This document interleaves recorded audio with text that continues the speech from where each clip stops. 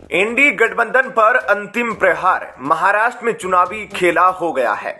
NDA में आएंगे उद्धव ठाकरे।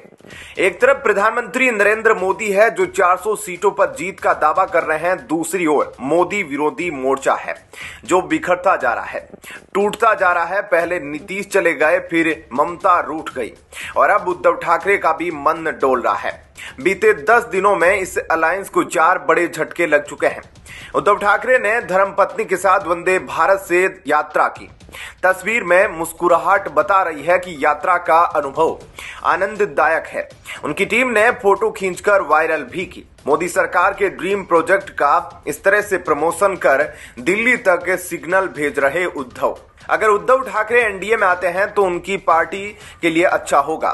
शिवसेना के दोनों गुट भी एक हो गए तो फिर से शिवसेना मजबूत हो जाएगी। उद्धव ठाकरे के प्रधानमंत्री नरेंद्र मोदी और भाजपा के लिए बदले सुर ने महाराष्ट्र की राजनीति से लेकर देश की राजनीति तक अटकलों का नया दौर शुरू कर दिया है। इससे जहां विपक्षी गठबंधन इंडी गठबंधन में संशय पैदा हुआ है, वहीं भाजपा नेताओं ने भी दबे सुर कहना शुरू कर दिया है कि राजनीति में दरवाजे कभी बंद होते नहीं हैं। विपक्षी गठबंधन के 2 बड़े मजबूत माने जाने वाले राज्य बिहार और महाराष्ट्र की राजनीति में बड़े बदलाव दिखने लगे हैं।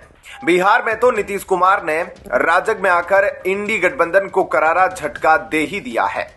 अब महाराष्ट्र में भी वैसी ही सुगबुगाहट है।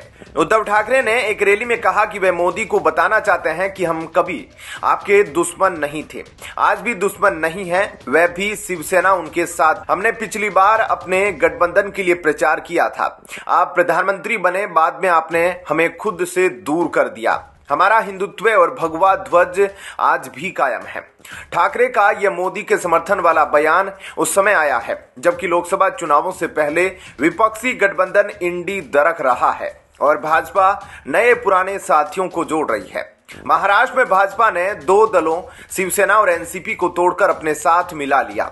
दोनों ही दलों के अधिकांश नेता भाजपा के साथ है। ऐसे में विपक्षी गठबंधन बेहद कमजोर हुआ है।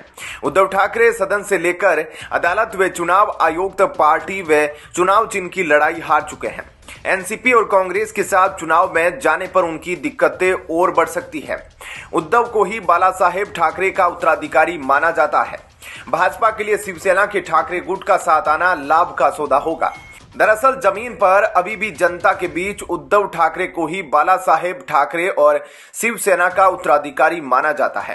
राज्य की जनता ने बाल ठाकरे के भतीजे राज ठाकरे की पार्टी को स्वीकार नहीं किया था। ऐसे में मुख्यमंत्री एकनाथ शिंदे वाली शिवसेना को जनता कितना स्वीकार कर पाएगी, यह अहम सवाल है। एनसीपी की अधिकांश ताकत अजीत पवार के साथ पहले ही भाजपा के साथ है। ऐसे में अगर उद्धव ठाकरे की एनडीए में वापसी होती है तो महाराष्ट्र में इंडी गठबंधन का कोई अर्थ नहीं रह जाएगा।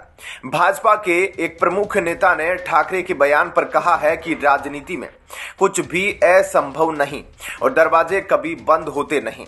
इसका सबसे बड़ा असर कांग्रेस पर पड़ेगा जो गठबंधन राजनीति में लगातार अलग थलग पड़ती जा रही है। जिन नेताओं और दलों पर उसे ज्यादा भरोसा था वही साथ छोड़ रहे हैं।